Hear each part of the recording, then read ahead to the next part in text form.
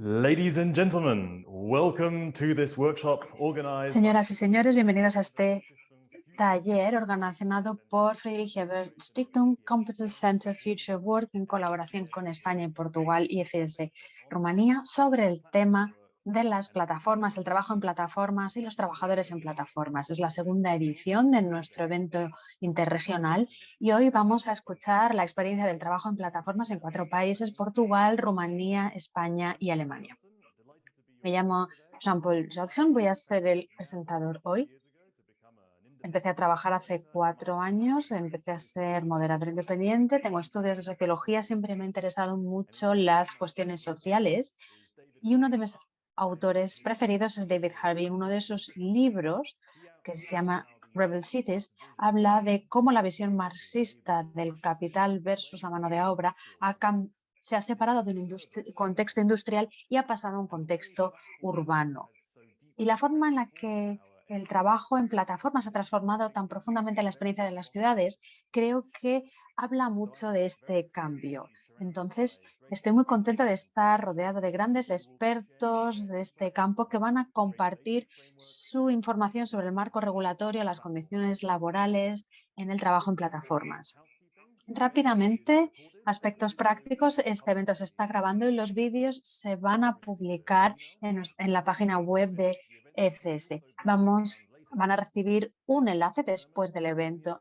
Tenemos servicio de interpretación alemán, rumano, español, portugués e inglés. Algunos de los ponentes van a hablar en su idioma nativo. Entonces, si desean seguir el evento en su idioma, hagan clic en el botón de interpretación en la parte inferior de la pantalla y seleccionen su opción preferida.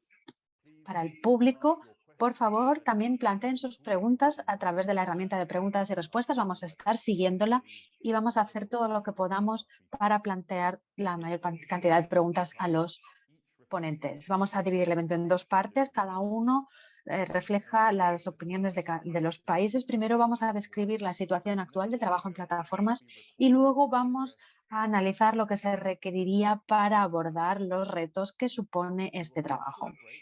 Vamos a tener una pequeña pausa entre medias para que los intérpretes puedan respirar un poquito y para que el público estire sus piernas virtuales.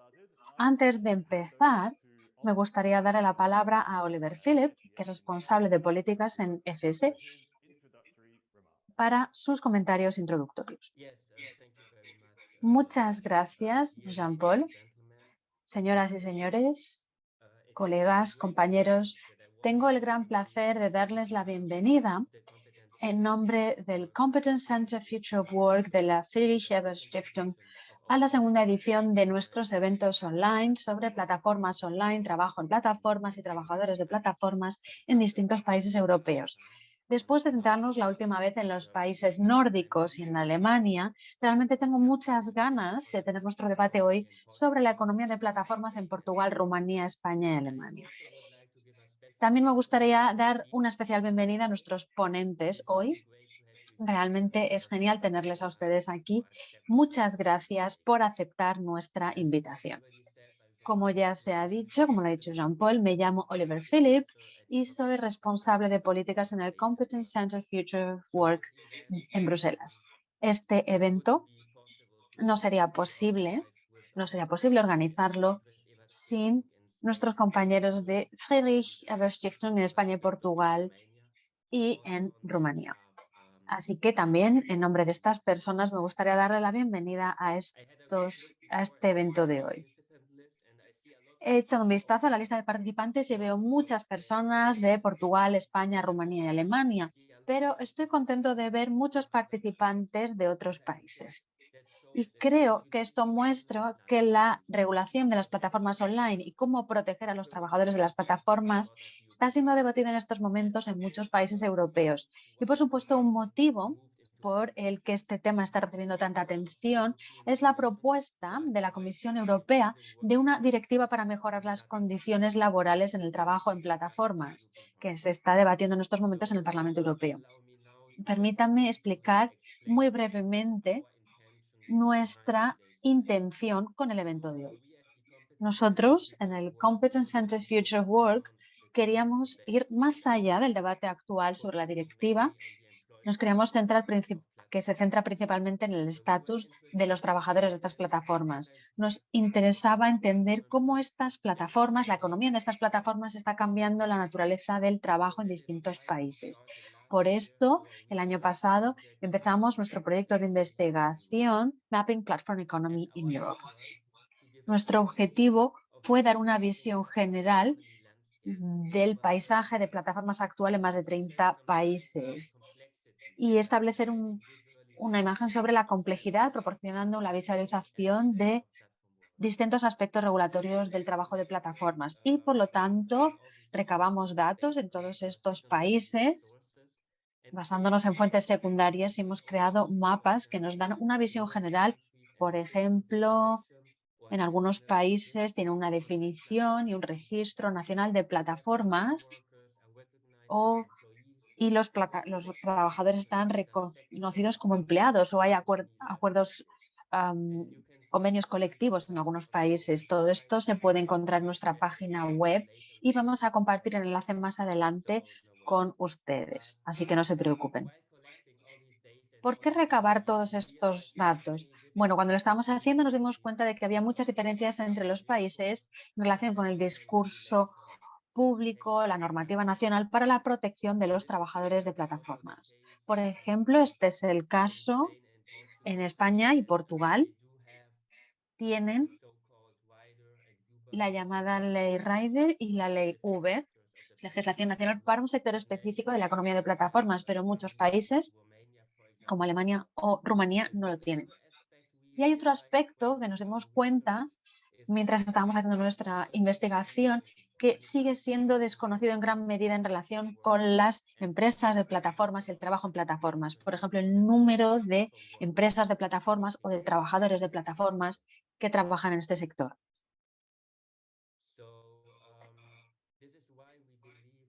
Por esto, consideramos que para el debate político actual sobre la regulación de la economía de plataformas, resulta muy útil analizar una perspectiva interregional del trabajo de plataformas en distintos países y eso es lo que queremos hacer hoy. Creo que con Portugal, España, Rumanía y Alemania tenemos países hoy que tienen muchas diferencias, pero que se enfrentan a los mismos retos. Estoy muy contento de que podamos hablar hoy con los investigadores de nuestro proyecto sobre las principales características del trabajo de plataformas en estos países y en un segundo panel hablar de los retos y cómo abordarlos con los trabajadores y representantes de sindicatos. Y para empezar el debate, voy a parar aquí. Muchas gracias a todos por su atención. Nos deseo a todos nosotros un gran debate y muchas gracias por estar aquí hoy. Jean-Paul, te voy a dar la palabra. Muchas gracias. Gracias, Oliver. Y sí, es un objetivo que se va moviendo, pero se ha hecho mucho trabajo para mapear y caracterizar el trabajo en plataformas y esto es lo que vamos a intentar describir en nuestro primer panel. Me gustaría dar la bienvenida a nuestros primeros panelistas de esta sesión. Tenemos Tatiana López Ayala, que es investigadora de la Secretaría de WZB Berlin Social Science Center. Tatiana, hola. Hola, lo siento, estaba muteada. Bien, ahora estás con nosotros. También tenemos a Nuno Boavila, que es vicedirector del Observatorio del Centro Interdisciplinario de la Universidad de Lisboa, Universidad Nova de Lisboa. Muchas gracias por invitarme. También tenemos a Delia Badoy, que es investigadora en la Academia de Ciencias Humanas del Instituto de la Calidad de Vida. Delia, bienvenida. Hola, encantada de verles a todos. Y por último tenemos a Rubén Ranz, que es coordinador de plataformas digitales en el sindicato español UGT. Rubén, bienvenido. Hola, hola, muchas gracias. Simplemente vamos a comprobar que funciona bien la interpretación. Estoy seguro que llegamos allí. Bien. Todos vosotros habéis hecho mucho trabajo para caracterizar la situación nacional. En primer lugar, vamos a empezar quizá con Tatiana. Para empezar, ¿puedes darnos una imagen muy breve, una impresión de la economía de plataformas en tu país, quizá algunas cifras que serían interesantes para nosotros? Sí, por supuesto. En primer lugar, creo que debo decepcionaros porque no tenemos cifras muy sólidas de la economía de plataformas en Alemania. Siempre que preguntamos a siempre que los periodistas nos preguntan, tenemos que decepcionarlos. Las cifras señalan el hecho de que la economía de plataformas está creciendo, pero todavía no es un sector muy dominante en lo que respecta a la economía general en Alemania. En relación con el número de personas que trabajan en estas plataformas, hay distintas cifras. Hubo un estudio encargado por la Comisión Europea en 2018 que vio que en torno al 12% de los alemanes ya habían utilizado plataformas digitales para prestar servicios y recibían ingresos de ello. Entonces, el 12% no suena a mucho, pero este estudio incluía plataformas como eBay y Airbnb, no solo son trabajos tipo riders. Otros estudios encontraron que menos del 1% de la población de habla alemana obtenía ingresos significativos del trabajo de plataformas. No tenemos cifras muy sólidas, pero parece que todavía no es un porcentaje muy importante del mercado laboral. Sin embargo, vemos sectores específicos donde hemos empezado a ver el crecimiento en los últimos años. Uno es el sector de envíos de comida y alimentación a domicilio. Ha habido distintas plataformas que han llegado al mercado en los últimos años, especialmente en el contexto de la pandemia de COVID, por oposición a otros países. Por ejemplo, en Berlín ahora hay más de 7 plataformas simplemente con entrega de comida y a domicilio. Están compitiendo entre sí por los clientes, pero también por los trabajadores, que esto es muy interesante. Entonces, estas plataformas están aumentando su cuota de mercado y hay una investigación que estima que los ingresos que obtienen estas plataformas de comida a domicilio son 5.400 millones de euros en 2022. En la economía de plataformas, la comida a domicilio realmente tiene una posición muy fuerte. Bueno, lo siento, voy a intentar hablar más despacio y quizá para resumir, la economía de plataformas todavía no es muy significativa en lo que respecta al mercado laboral general, pero en el sector de la comida a domicilio realmente han crecido mucho en los últimos años con muchas nuevas plataformas que han llegado al mercado. Y aparte de la entrega de comida a domicilio, tenemos un sector, pero que está sujeto a una regulación muy estricta, pero no es muy grande. Solo hay 2 plataformas, Rinawan Uber, y los conductores no pueden registrarse individualmente en estas plataformas, tienen que ir a través de una empresa de gestión de flotas.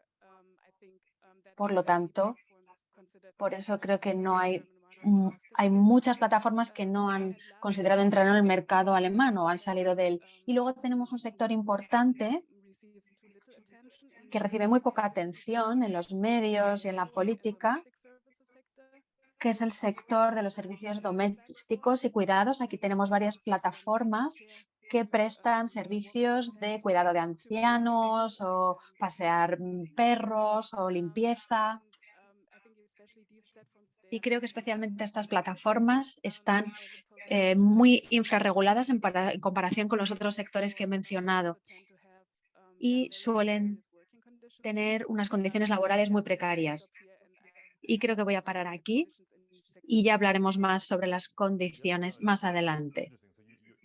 Sí, es interesante. Tu punto de partida es que no hay muchos datos, pero aún así identifiques un mercado que está creciendo, que va a tener un gran impacto en el trabajo de plataformas. Ahora vamos a pasar a Portugal, ya que hemos tenido el canal de interpretación que ha intentado hacerse con el micro. Vamos a pasar a Portugal con Nuno.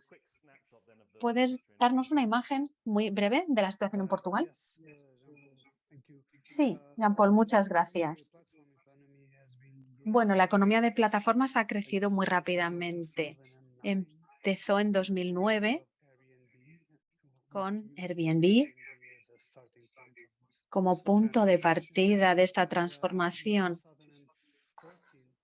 Y en 2014 recibimos a Uber y esto creó un debate muy controvertido en nuestra sociedad. La uberización es una palabra que está relacionada con esta situación de trabajo precario. La importancia de estos sectores relacionados con las plataformas está aumentando significativamente según las últimas cifras. Aquí estoy de acuerdo con Tatiana, no son cifras muy fiables, pero en mi equipo de investigación hemos podido ver que hay unos 18.000 trabajadores, que son muchos. Gran parte de la mano de obra es un 8% de los trabajadores tienen algún tipo de conexión con el trabajo de plataformas. No tengo cifras sobre el volumen o los euros implicados en esto, porque en gran medida está infrarregulado, exceptuando el sector de Uber, que vamos a verlo en unos minutos. También me gustaría decir que hemos estudiado 5 plataformas aquí en Portugal con otros compañeros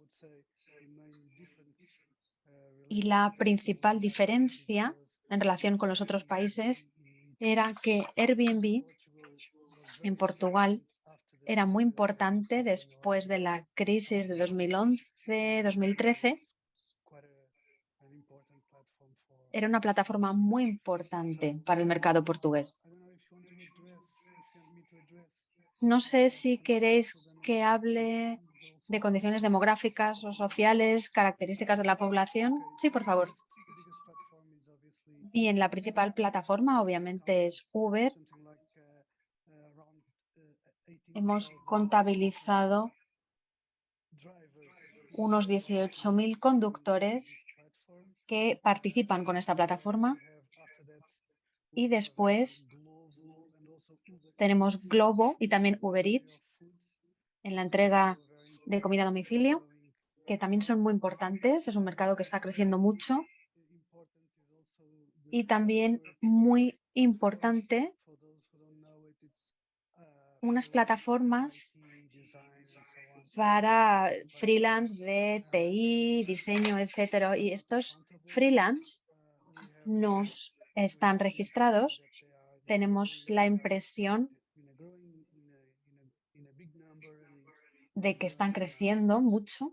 Es un número crece. Estas son las principales características del país. Uber es el principal actor aquí. Bien, hemos oído un 12% de los alemanes que están relacionados con el trabajo en plataformas, 8% quizá en Portugal, pero las cifras no son muy fiables necesariamente. Si pasamos a Delia, en Rumanía, ¿nos puedes dar un poco la imagen de Rumanía? Voy a empezar diciendo unas palabras sobre el contexto social de la economía de plataformas en Rumanía. En primer lugar, las plataformas existen bajo el código fiscal y regulatorio que permiten que una empresa intermediaria utilice a los trabajadores de plataformas como subordinados. En mi investigación he observado que los empleadores intermedios están presentes principalmente en el sector de comida a domicilio y emplean a personas a tiempo parcial y contratos temporales. En cierta medida, se anima a las plataformas a que tengan estos acuerdos laborales con los trabajadores para evitar costes laborales y trasladar los riesgos a los trabajadores de la plataforma. Y quiero mencionar también las especificidades con la cuestión de la COVID, porque es muy reciente y ha influido en la presencia en Rumanía del trabajo de plataforma. Por ejemplo, mientras que en muchos sectores los trabajos se han visto afectados por la introducción de estas medidas de emergencia y han tenido que suspender el trabajo o o al menos reducirlo, el despliegue de la economía de plataformas ha proporcionado nuevos puestos de trabajo, nuevas oportunidades, sobre todo en la entrega a domicilio de alimentación. Y en Rumanía, por ejemplo, se han convertido en una alternativa fuerte a las actividades de negocio habituales que tanto se vieron afectadas por la crisis económica. El trabajo de las plataformas, en mi opinión, se ha convertido en una oportunidad para sustituir el desempleo que se había producido durante la crisis. De alguna manera, las empresas tradicionales se han pasado a las condiciones de trabajo digitales, sobre todo, por ejemplo, en la entrega a domicilio y, y esas actividades de microtrabajo online. Y luego, por ejemplo, el alojamiento, los hoteles y la hostelería se han visto afectados por el confinamiento y también por los cambios en el comportamiento de los consumidores. Por ejemplo, la gente que pedía comida a domicilio en lugar de ir a un restaurante. Y quiero ahora compartir algunos datos. Voy a intentar compartir mi pantalla. No estoy segura de si se ve. ¿Se puede ver? Sí, sí, lo vemos. Estupendo. Ahora mismo, algunos datos.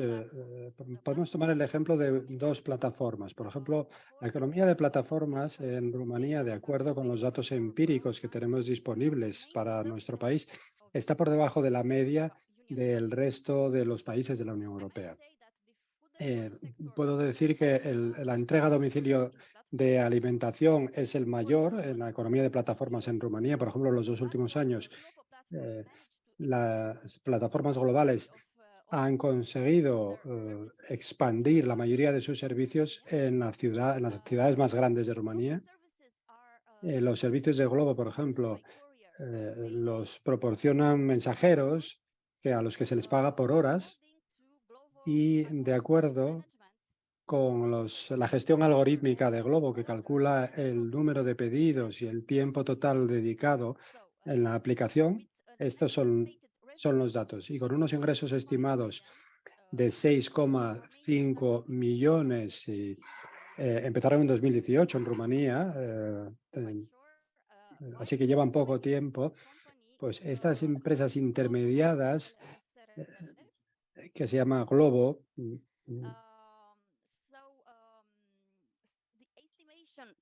las estimaciones son que alrededor hay unos 5.000 mensajeros en la aplicación que están activos, y yo estoy segura que no estoy tan segura de que esa sea la cifra, seguramente hay muchos más, pero en total la estimación indica que hay unos 40.000 personas en este entorno. Así que Glovo no está registrada oficialmente en Rumanía, sino que opera a través de una compañía intermediaria que colabora con las plataformas españolas de Glovo. Así que a través de estos acuerdos tan atípicos e intermediados, se representa en nuestro país a través de los freelancers, de los autónomos y de este tipo de trabajadores autónomos. Esta plataforma, por tanto, Glovo, ha dado ejemplo a algunas otras plataformas. Uber, por ejemplo, tiene un porcentaje bastante alto de la cuota de mercado en Rumanía. Y de acuerdo con una encuesta de la Comisión Europea, el mayor volumen de trabajo, de puestos de trabajo en el transporte está en manos de Uber en nuestro país, y también cubren la mayor parte de las ciudades de Rumanía. De acuerdo con nuestra legislación, los trabajadores de plataformas son autónomos y son personas jurídicas, así que en su mayor parte son autónomos. Y lo voy a dejar aquí y luego, si eso, continuamos. Sí, tendremos tiempo para seguir sobre esto. Esta idea de los empleadores intermediarios, nos gustaría saber cómo se va configurando eso en otros países. Pero primero vamos a escuchar a España con Rubén. Si Rubén nos puede dar una visión de conjunto de la situación en España. Bueno, pues fundamentalmente el informe que más se acerca a la realidad de España es el que realiza Eurofound, que dice que en el año 2021 al menos un 18% de la población trabajó y consiguió un ingreso a través de plataformas digitales. Nosotros tenemos que hacer aquí una matización importante porque el tema de la ley Rider en el año 2021, su aprobación tuvo que sufrir una modificación por parte de las plataformas y lo que podemos decir es que recientemente el Ministerio de Trabajo ha expuesto que más de 12.000 personas están dadas de alta con un contrato indefinido y que han dejado de ser autónomos para ser asalariados. Y ese es un elemento importante que creo que quiero destacar porque con tanta polémica con la ley Rider, al final lo que podemos decir es que establecer normas claras generan puestos de trabajo. Y este es un elemento que creo que es importante explicar, que luego, pues, si queréis, lo podemos analizar más detenidamente. Y por último, a la compañera de Rumanía sí que le quería comentar que tenga cuidado con Glovo, que aquí recientemente recientemente no, hemos tenido muchos juicios con ellos y ellos consideran tiempo de trabajo solo el tiempo en el que se realiza el pedido, no todo el tiempo de conexión. Este es un tema importante que hay que diferenciar porque nosotros lo conseguimos demostrar en sede judicial, que todo el tiempo que estaban en la calle era tiempo de trabajo. Y esto está también muy relacionado con la Directiva Europea de tiempo de trabajo, que también se está discutiendo y que todas las plataformas siempre intentan modificar, cambiando el concepto de hora de trabajo por trabajo realizado. Y este es un elemento fundamental que creo que también es bueno que debatamos.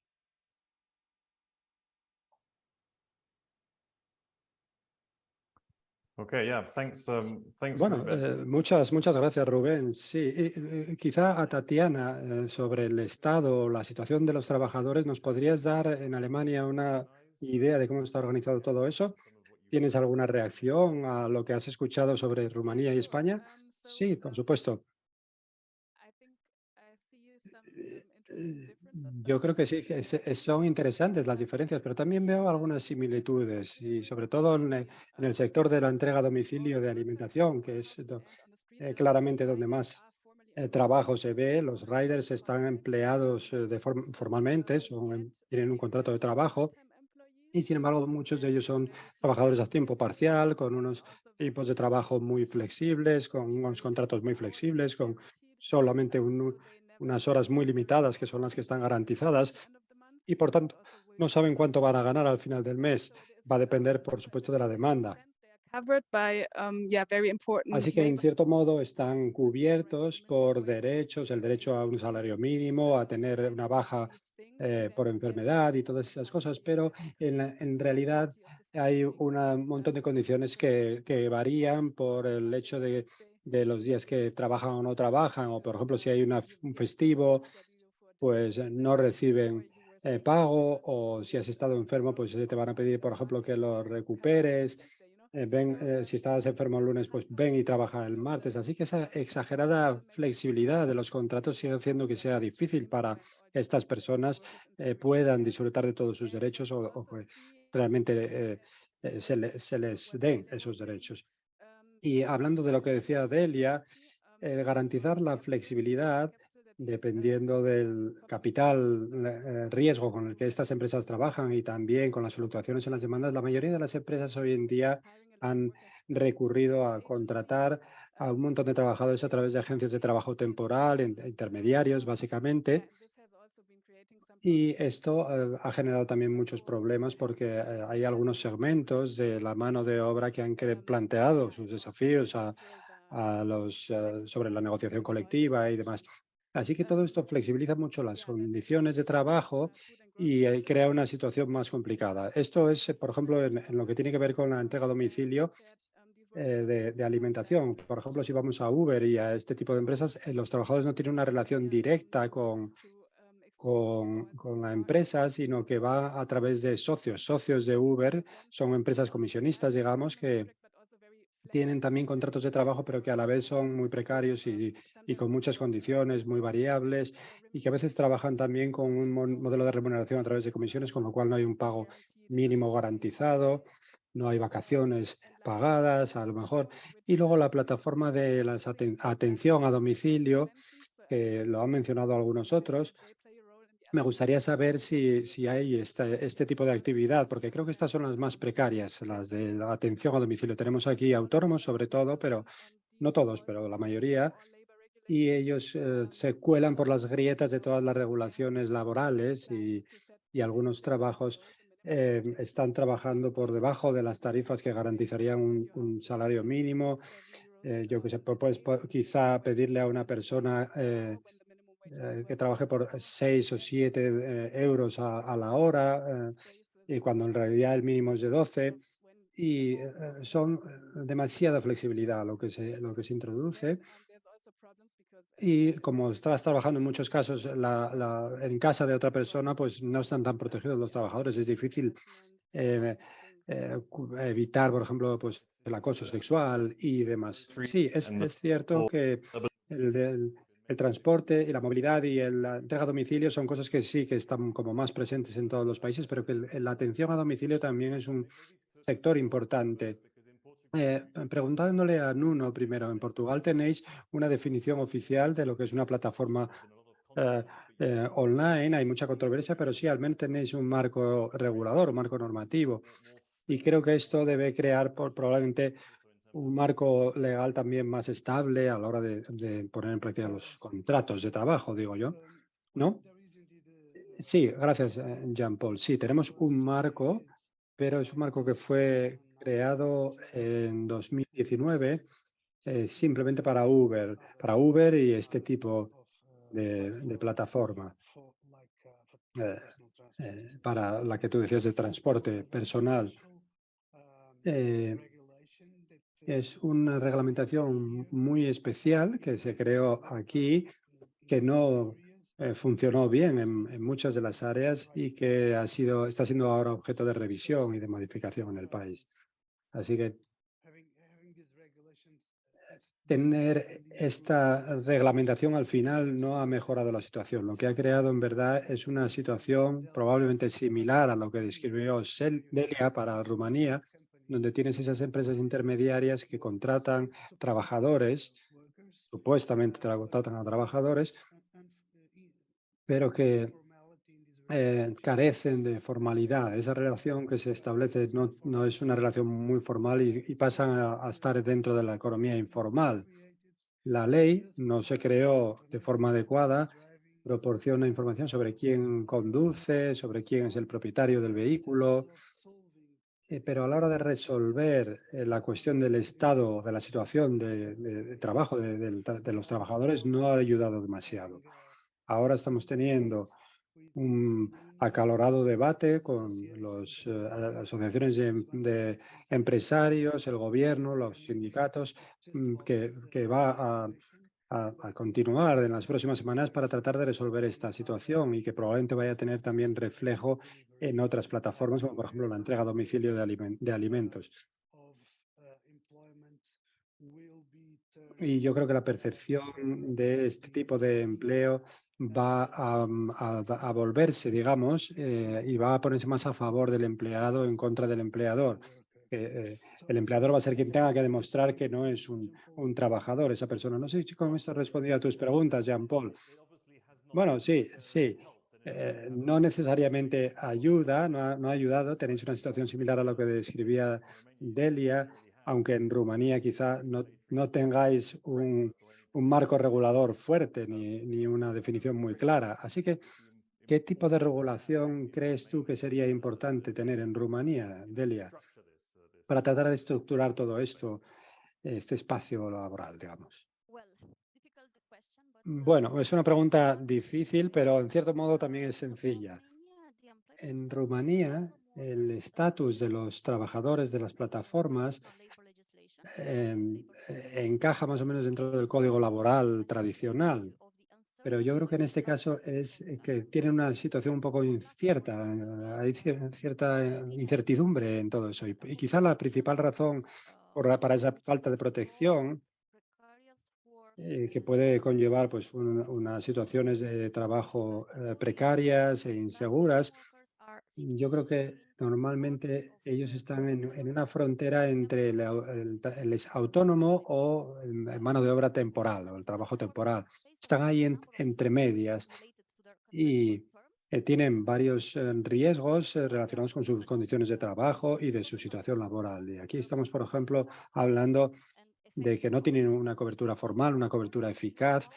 Y de acuerdo con nuestro marco laboral, el trabajo informal y los autónomos están regulados por las autoridades fiscales, por el Código Fiscal, el Código Tributario, y ellos son quienes deciden, quienes gestionan y quienes determinan si esos trabajadores son parte o están con contratos informales o si son autónomos. Y la distinción entre autónomo y trabajador subordinado lo determina el Código Tributario, en cierto modo.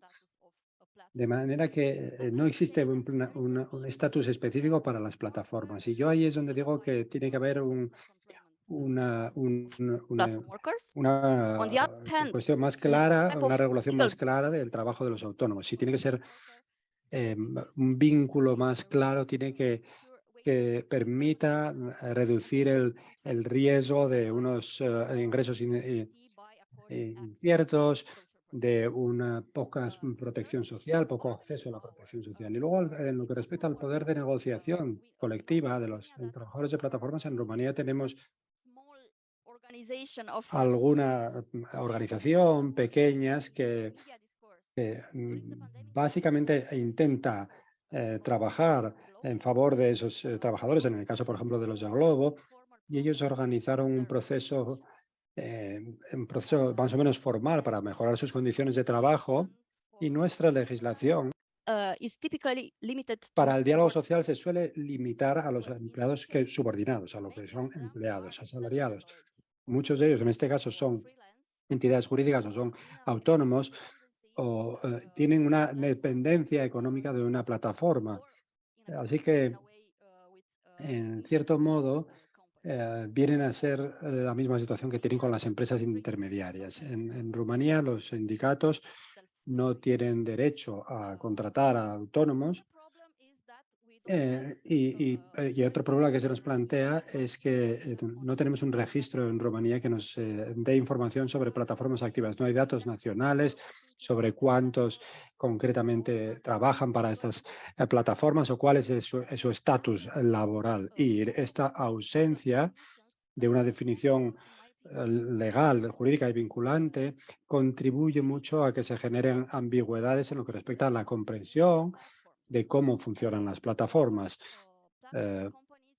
Las empresas de plataforma en Rumanía utilizan distintas condiciones, distintos términos y condiciones para los trabajadores que proporcionan unas condiciones similares a las de los autónomos y en otros países europeos, también en Rumanía. Esto destaca la necesidad de una definición más coherente, un estado laboral más coherente, especialmente uno en lo que respecta a los trabajadores autónomos. Esto puede reducir la inseguridad, el riesgo de falta de continuidad del trabajo y de protección social, especialmente cuando la gestión del algoritmo se ve implicada en la gestión de estas plataformas online. Quizá vamos a llamar a Rubén ahora mismo porque ha mencionado cómo la ley en España ayudó a pasar de un estatus de freelance a uno de empleados. Pero si lo he entendido bien, eso va a ser más bien para el sector del transporte y quizá esto es en oposición a un sector que ya está bien establecido y bien regulado en lo que respecta al estatus de los trabajadores. ¿Ves un cambio similar a través de esta ley también en la comida a domicilio, quizá en el sector de los cuidados, como se ha mencionado en Alemania? ¿Puedes hacer algún comentario en relación con España, Rubén? Sí, por supuesto. Bueno, quisiera explicar que la ley Rider antes de llegar al acuerdo de diálogo social en el que estaban implicados tanto el gobierno como la patronal, como los principales sindicatos de este país, hubo una sentencia del Tribunal Supremo. La sentencia del Tribunal Supremo declaró que, que un trabajador, un repartidor de globo, se debe considerar como un trabajador asalariado. Esto es muy importante porque lo que vino a decir es que el tribunal no necesitaba ninguna modificación de la ley ni ajustar la ley para entender cómo era el trabajo en plataformas. Y esto es muy importante porque nosotros en ningún momento con la ley Rider hemos modificado el planteamiento de qué es la relación laboral y qué es el trabajador autónomo. Esa diferenciación sigue existiendo. Por tanto, lo que hay que explicar es que estos trabajadores nunca fueron trabajadores autónomos. Eran siempre falsos autónomos que dependían de la plataforma, que la plataforma exigía establecer el precio, los sancionaban si no cumplían sus directrices, hasta llegar a despedirlos. Siempre había una dependencia y el beneficio era el que se quedaba la plataforma, nunca el trabajador. Entonces, no había autonomía. Por tanto, este es un elemento fundamental. Lo que hizo la ley Rider fue dos cosas. Añadir un artículo específico sobre la gestión algorítmica, que hay que facilitar la información a los comités de empresa y los comités de empresa tendrán a partir de ahora acceso a la gestión algorítmica que afecta a la organización del trabajo. Y en segundo lugar, y voy más despacio para que me traduzcan bien, disculparme por las prisas, y en segundo lugar, añadió una disposición adicional donde dejó claro que los trabajadores de plataformas digitales de reparto son trabajadores asalariados. ¿Por qué de reparto? Bueno, porque durante la negociación del diálogo social, para conseguir un acuerdo en este aspecto, fue una de las exigencias de la patronal. Por lo tanto, hay que decir que en este aspecto más bien era como un mensaje a aquellos que habían generado el conflicto social. No hay que olvidar que la Inspección de Trabajo dio de alta a más de 25.000 personas como falsos autónomos y eso estaba generando un gran fraude en la seguridad social. De hecho, uno de nuestros estudios que publicamos en el año 2018, el trabajo en plataformas digitales que hizo UGT, demostramos que las plataformas digitales se ahorraban 168 millones de euros al año por 13.000 trabajadores. Y ese ahorro en costes salariales y en cotizaciones a la seguridad social, pues era muy importante. De tal forma que nosotros decíamos que si eso se pasaba al modelo laboral, la pérdida de puestos de trabajo iba a ser tan grande y la cotización a la seguridad social iba a ser tan grande como en el peor año de la crisis económica del 2011. O sea, íbamos a tener una caída en la seguridad social muy importante. Y este es el elemento fundamental de la ley Rider, que ha puesto era dejar claro, y perdonar que sea tan repetitivo, dejar claro que era una relación laboral, no sin modificar nada del Estatuto de los Trabajadores, que es la principal norma. Y respecto al modelo de plataformas de cuidados de mayores, nosotros también hemos estado investigando en este aspecto y nos hemos encontrado la misma situación de Alemania. Y me encanta que Tatiana haya hablado de este tema porque realmente es una situación bastante precaria, fundamentalmente porque los trabajadores no son como los riders que los veíamos en las calles y eran fácil de localizar. Aquí están dentro de un domicilio, no podemos acceder al domicilio.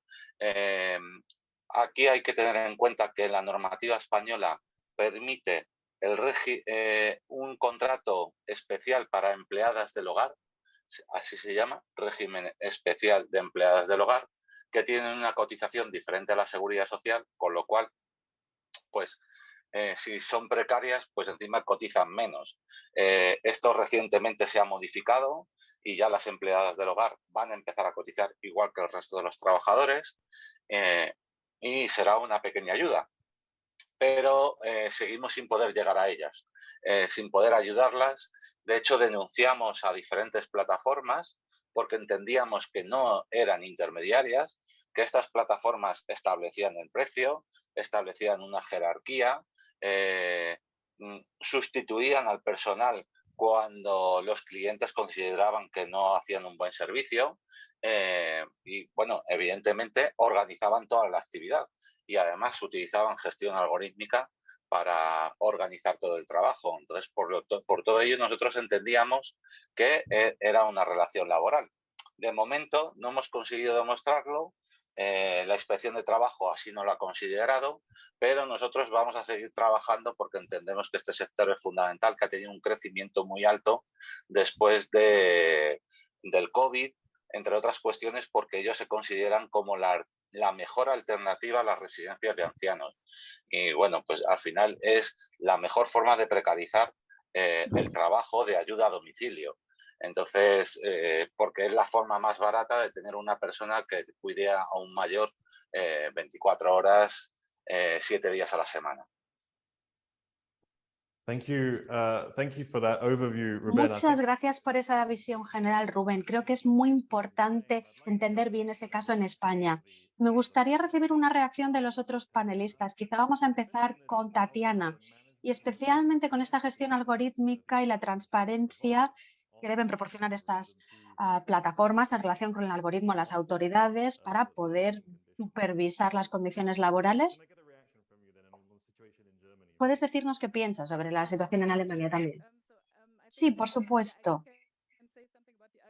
Puedo decir algo sobre la gestión algorítmica, pero hay algo más que quería decir antes de que se me olvide, y es que creo que tenemos que pensar más allá de la clasificación incorrecta. Creo que esta es la forma más directa de abordar los derechos y dar a los trabajadores unos derechos básicos. Y esto es muy importante, pero creo que lo que hemos visto en todo lo que hemos oído de otros panelistas es que el empleo en sí, un empleo formal en sí, no garantiza que el trabajador tenga sus derechos implementados, porque las plataformas encuentran formas de sortearlos, trabajar a través de agencias, contratos flexibles, emplean muchas formas. Y esto conecta con algo que ha dicho Dele antes. Tenemos que pensar también el poder de los trabajadores, la organización de los trabajadores, la negociación colectiva y cómo crear estructuras y marcos regulatorios para que los trabajadores se organicen colectivamente y exijan la implementación de sus derechos que a lo mejor tienen en el papel. Y bueno, creo que estoy volviendo a hablar muy rápido otra vez, pero que en la realidad a lo mejor no se ponen en práctica. Y puede establecer una conexión con la gestión algorítmica.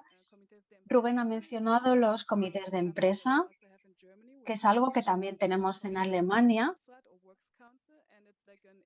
Los comités de empresa, y es una representación dentro de la empresa, un órgano colegiado de trabajadores para la determinación de derechos conjunta en algunas áreas del proceso de trabajo, y una de ellas es la implementación de nuevas tecnologías que cambian los procesos laborales de manera fundamental. Los comités de empresa en Alemania tienen estos derechos de codeterminación, pueden exigir información sobre los algoritmos utilizados, si se cambian, tienen que dar su consentimiento, pero en la práctica, quizá creo que se va a hablar más en el siguiente panel, pero hay comités de empresa que realmente han sido muy activos y han recibido información, pero las plataformas no están muy dispuestas a dar esta información y encuentran formas de sortear esta situación, proporcionando información que a lo mejor no es muy útil, que medio satisface el requisito de proporcionar información. Entonces tenemos que insistir en el poder de negociación colectiva de estos trabajadores. Esto es algo crucial. Y para ello, una cosa que me gustaría mencionar es que en Alemania, por ejemplo, tenemos el problema de que la ley de huelgas no permite huelgas espontáneas, solo pueden ser convocadas por un sindicato oficial. Pero al final estos trabajadores no ven una perspectiva a largo plazo en el sector. Muchos lo hacen durante unos meses, quizás 6 meses o un año, pero realmente no tienen el tiempo a largo plazo para trabajar de cara a un convenio colectivo en un año o dos. Necesitan cambios, necesitan mejoras ahora. Y con estas huelgas espontáneas en Alemania, esto es algo de lo que no disponen en Alemania. El marco regulatorio no lo permite. Y los trabajadores han sido despedidos porque los empresarios dicen que estas huelgas son ilegales. Entonces hay que ir más allá de esta cuestión de la especificación. Muchas gracias, muy interesante. Bueno, vamos a pasar a Portugal. Gestión algorítmica y transparencia con las autoridades. ¿Cuál es la situación? Bien, no tenemos regulaciones en relación con los algoritmos ni transparencia. Sin embargo, este debate que se ha producido el último año va hacia un consenso en torno a tener transparencia. Hace unas semanas estaba en un café con la patronal y con empleados de Uber. Había bastante consenso en torno a tener la mayor transparencia posible en relación con el coste y otros aspectos técnicos de Uber. Y creo que desde el punto de vista del gobierno, que en Portugal es muy importante, se necesita transparencia en torno a los algoritmos, sobre todo para el sector de la comida a domicilio. Esto es algo realmente aceptable y debería pasar por el Parlamento sin ningún tipo de limitación. Me gustaría decir algo en relación con lo que ha dicho Tatiana sobre la organización de los trabajadores. El mundo de las plataformas digitales nunca ha sido defendido por los sindicatos en Portugal, con una excepción, que es el caso de Uber, y fue porque había una ley. La intervención del Estado es crítica para tener la organización de los trabajadores. Y es muy interesante porque este sindicato no solo empezó a defender a los trabajadores de Uber, sino que también a los empleados de Uber. Ahora se necesita tener una empresa para trabajar como conductores de Uber. Y hace unas semanas empezaron a organizar Uber Eats porque consideraron que Uber Eats es una forma de transporte individual y decidieron organizarlo. Esto es algo bastante nuevo, pero es un desarrollo interesante. No obstante, y para concluir, diría que las relaciones laborales, el sistema que tenemos de relaciones laborales no cubre convenios colectivos, ni sindicatos, ni protege a los trabajadores de plataformas en el país. Muchas gracias, Nuno. Y Delia, también en Rumanía, ¿alguna reacción sobre la gestión algorítmica y la transparencia con las autoridades? Estoy de acuerdo con Tatiana y Nuno porque no tenemos una regulación específica de este nuevo modelo de negocio que aparece en los discursos en medios. Diría que la estabilidad del trabajo y las condiciones laborales precarias de los trabajadores de plataformas en Rumanía resultan en una mala comprensión, en primer lugar, de las relaciones de negociación entre la plataforma, la empresa intermedia y el trabajador, especialmente cuando los algoritmos están implicados en la medición del rendimiento del trabajador y son determinantes en relación con los ingresos. La flexibilidad que proporciona la gestión algorítmica produce con frecuencia cambios en el contenido de trabajo y aumenta el estrés para los trabajadores, especialmente cuando nos referimos a los mensajeros del sector de comida a domicilio. No son conscientes o no pueden predecir todas sus recogidas, lugares, direcciones de destino y al mismo tiempo son los únicos responsables de entregar pedidos en buenas condiciones. Esta contradicción, como he dicho, podría ser un gran estrés para ellos. Este tipo de proceso laboral detrás de la gestión algorítmica también podría clasificar a los trabajadores en Rumanía dependiendo de su puntuación de excelencia que aparece en las plataformas de comida a domicilio. Se calcula a través de distintas clasificaciones positivas, negativas que reciben los mensajeros de los clientes y porque los términos y condiciones cambian muy rápidamente cuando se accede a las plataformas. La gente que trabaja en plataformas de entrega con frecuencia no saben cómo funciona el algoritmo, cómo influye en su trabajo, porque he tenido entrevistas con mensajeros con gran frecuencia, dicen que no entienden cómo reciben los ingresos, cómo se calculan. En cierto sentido, se refieren a la app como una persona. Creo que necesitamos más regulación en la gestión algorítmica en este modelo de negocio. Sí, es un punto intrigante porque estás mencionando esta gestión deshumanizada y al mismo tiempo es como que la gente es tu empleador y te da puntos. Y no puedes gestionar eso o tener un feedback adecuado, un feedback humano. Hay una pregunta entre el público que me gustaría plantearos a modo de comentario de conclusión. Creo que va a ser interesante porque hemos hablado de estos órganos intermedios que se están creando y la pregunta es ¿cuál pensamos que es la mejor respuesta regulatoria a esta misión del intermediario? Porque las plataformas utilizan esto para sortear la regulación. Y sería como subcontratar parte de estas cuestiones laborales y de gestión a otros órganos porque el capital está en la plataforma digital. Entonces subcontratas el problema a otro lugar. Entonces, a modo de comentario de conclusión, me gustaría escuchar lo que pensáis acerca de la mejor respuesta regulatoria o a lo mejor los que se está oyendo en vuestro país. Quizá podemos empezar con Rubén en España. Bien, nosotros actualmente tenemos las tres situaciones. Tenemos plataformas que subcontratan directamente la actividad con trabajadores asalariados, como es el caso de Uber Eats. Tenemos plataformas que contratan directamente a sus trabajadores con convenio colectivo, como es el caso de Justic, donde tenemos un acuerdo laboral donde se especifican cuáles son las condiciones de trabajo y se regulan los derechos digitales. Y, por ejemplo, hemos eliminado los perfiles de los repartidores de tal forma que los repartidores nunca podrán ser evaluados con un like o con un dislike.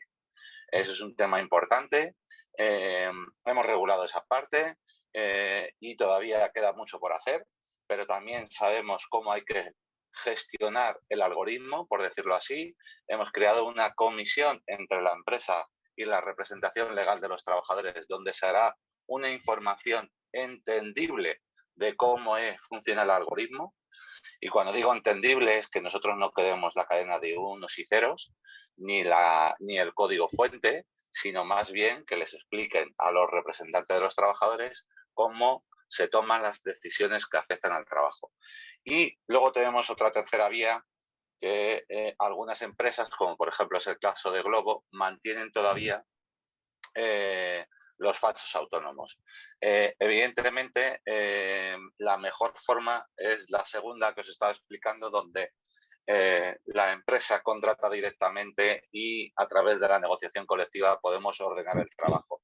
Esto genera certeza tanto a la empresa como a los trabajadores. Una de las cosas más importantes que hemos hecho también en el convenio de Justic es que garantizamos un mínimo de horas a la semana a los repartidores. Ellos van a saber cuánto van a ganar todos los meses y cuánto tiempo van a trabajar.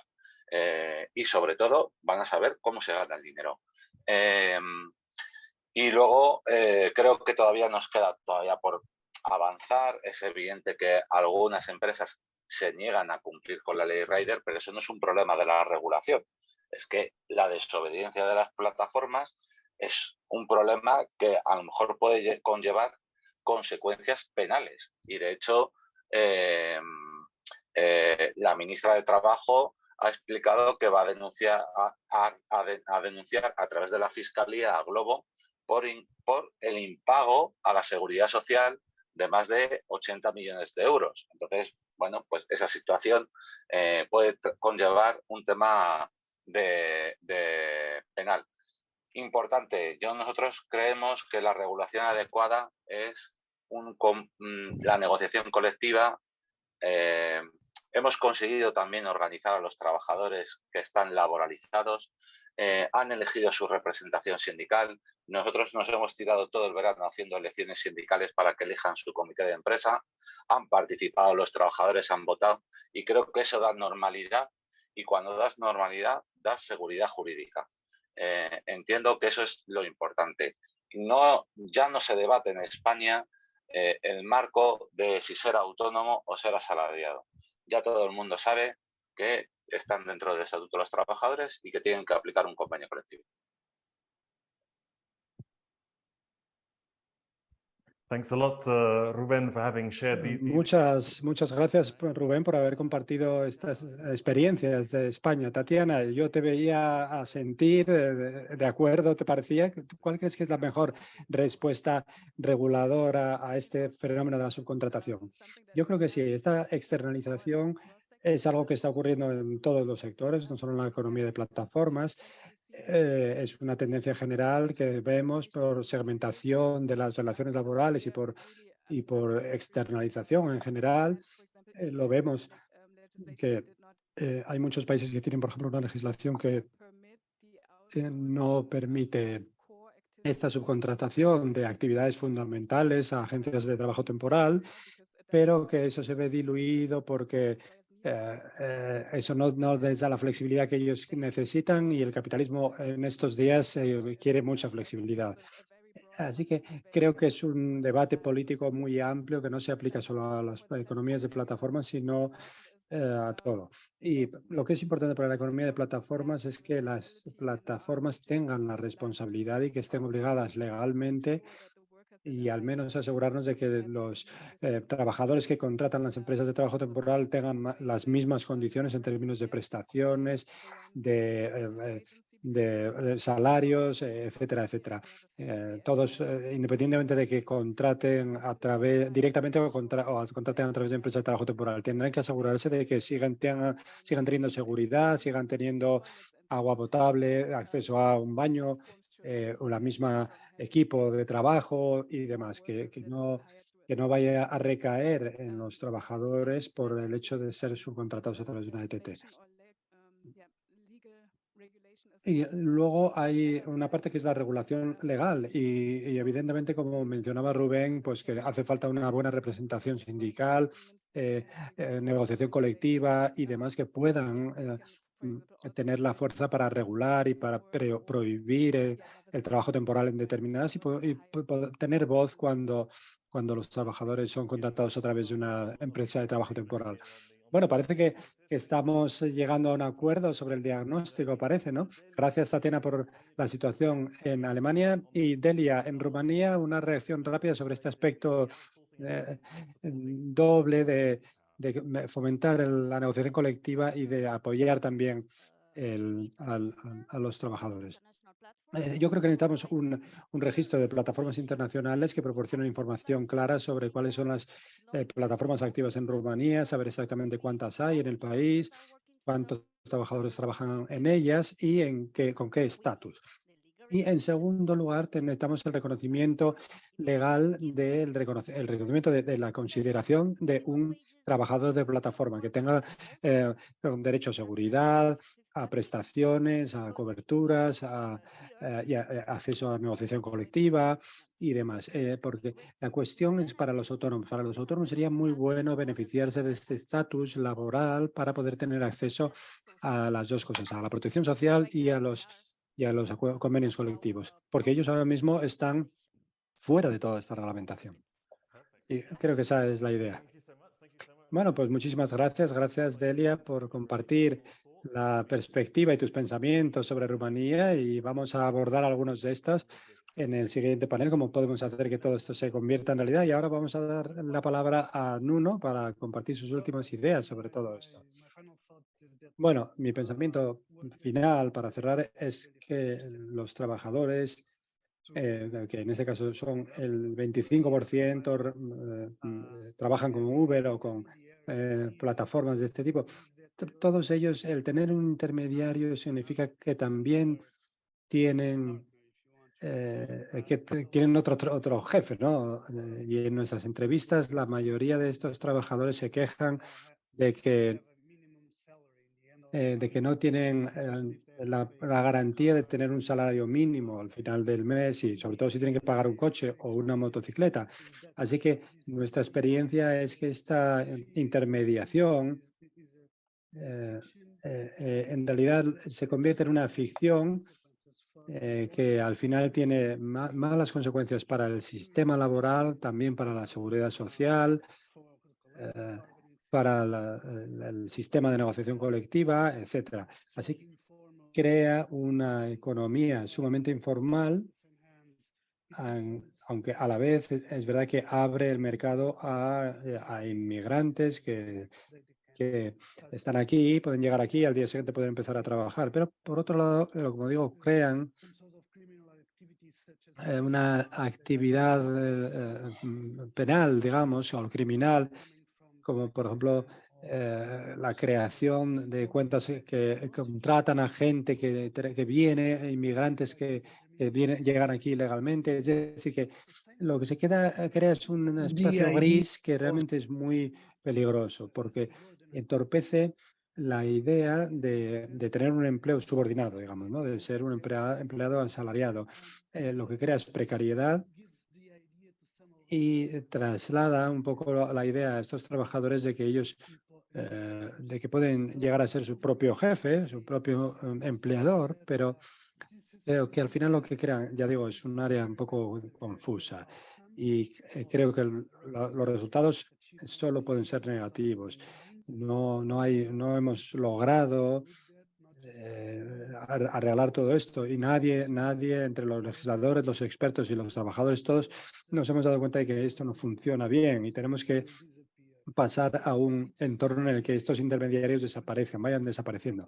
Evidentemente, cada sector es distinto, no podemos hablar solo de lo digital y pensar que todos son iguales, pero creemos que esta no es una buena solución. En mi opinión, y yo creo que para la mayor parte de los investigadores en este terreno, la mejor regulación es la normalización de aquellos que están legalmente contratados y luego seguir teniendo un pequeño espacio para el autoempleo, para los autónomos.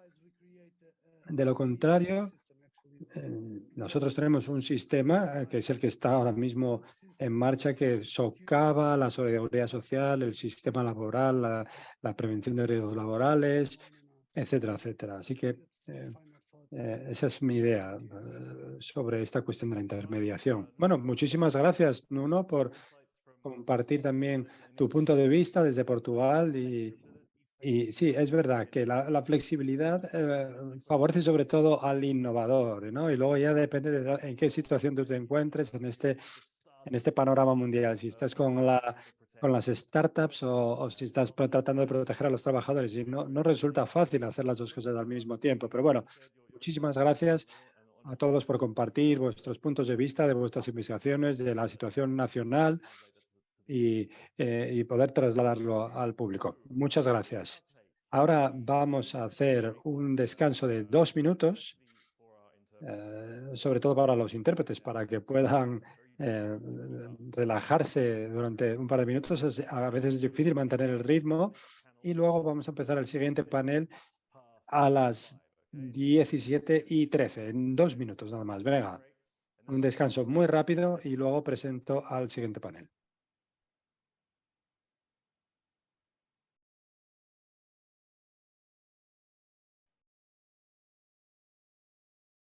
Okay, that was a quick break, but Bueno, ha sido un descanso muy rápido, muy breve, pero espero que por lo menos para los intérpretes haya sido suficiente para respirar un poquito y para el público quizá habéis podido beber un poquito de agua después de esta conversación tan apasionada.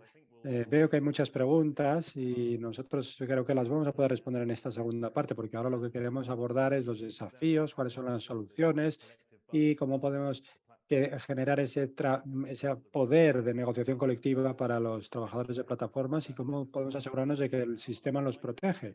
Esto es lo que vamos a comentar ahora. Voy a presentar a los siguientes 4 invitados. Marcel Borges es abogado y conductor de Uber en Oporto, y ha fundado Estafetas en la Luta para ayudar a denunciar las malas condiciones de estos trabajadores en Portugal. Marcel, ¿qué tal? Bienvenido. ¿Estás con nosotros? Espero que estés. Ahí está. Hola, ¿qué tal, Marcel? También tenemos a Antonio Fernández Cuello, que es un activista y fundamentalmente dice que es miembro de Frankfurt am Main, Frankfurt del Meno. ¿Qué tal, Antonio? Y la señorita Sorin Dandea, que es la secretaria general de la Confederación Cartel Alfa, de una de las 5 confederaciones que hay en Rumanía. También fue vicepresidente entre 1999 y 2016 y además miembro del Consejo Social Petru. ¿Qué tal? Bienvenido. Y también tenemos a José Domingo Rosello, que es economista, que trabaja en el departamento técnico de UGT, el sindicato español. ¿Qué tal, José? Acabamos de escuchar a las distintas perspectivas nacionales. Vosotros también estáis en esos mismos países y me gustaría escuchar vuestra opinión sobre lo que acabamos de oír. ¿Qué opináis? Tratar de captar un poco cuáles son los principales desafíos para el trabajo de plataforma en vuestros países. No sé si podemos empezar con Marcel en Portugal.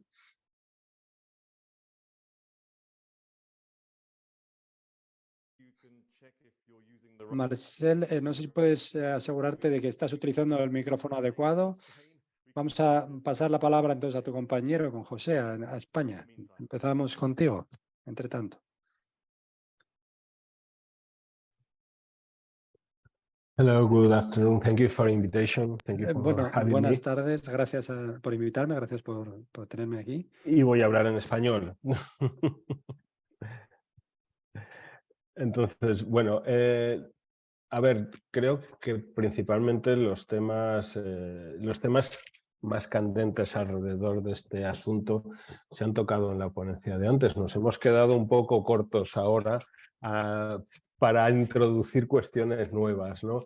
En lo que se refiere al tema de fondo, el de las plataformas digitales y su desarrollo, creo que nos pilló a todos bastante por sorpresa.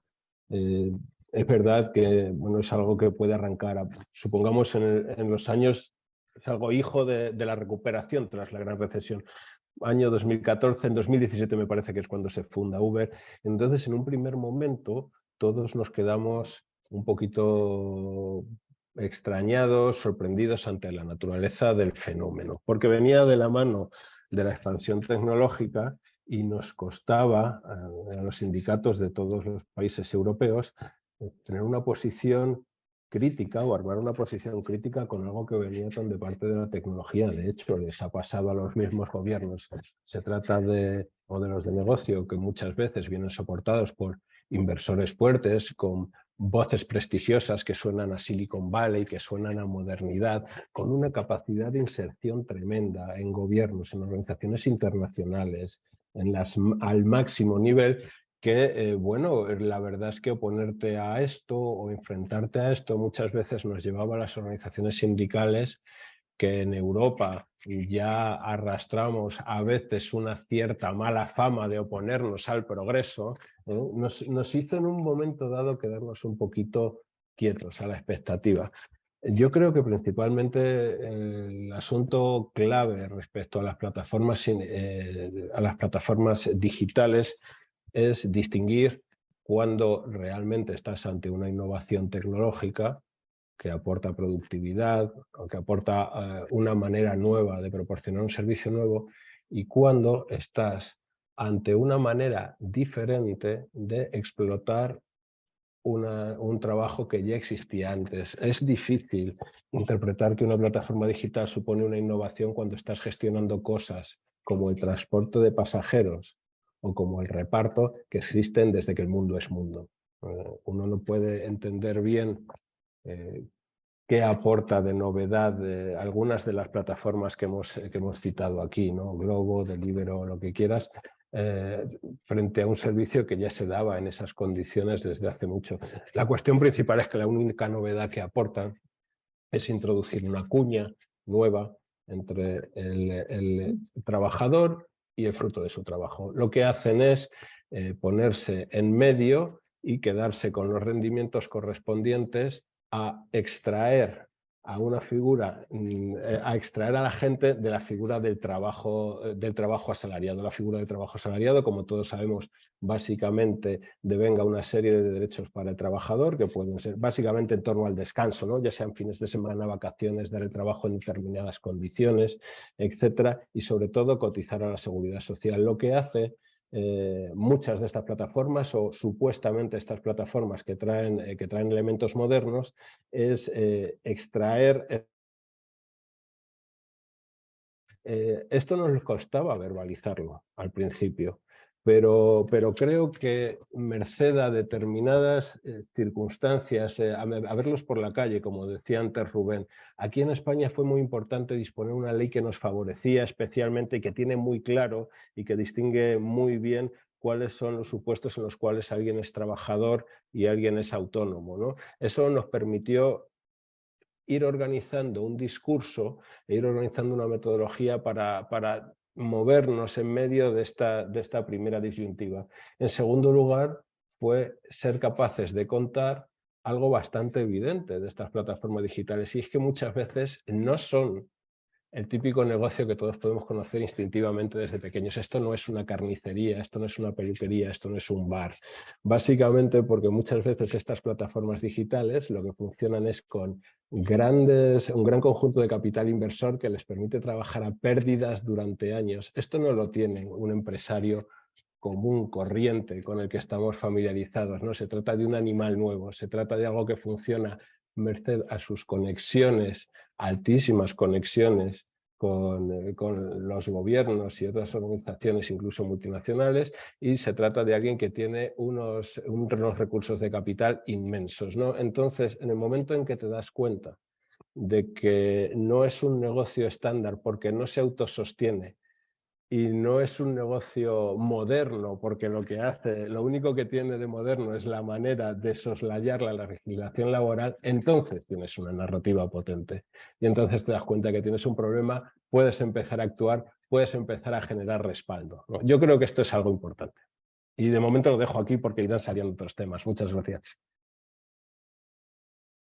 Yeah, I mean, there was indeed a wave that took organizations by surprise, governments to some extent, although I'm not sure because they were also very supportive of this, and trade unions. And you mentioned how trade unions were also taken by surprise. And maybe just to get then a reaction also from Petru, as you're also... Quizá una reacción de Petru, que estás aquí representando a un sindicato. ¿Puedes continuar con esto que estaba diciendo José? ¿Este elemento de sorpresa?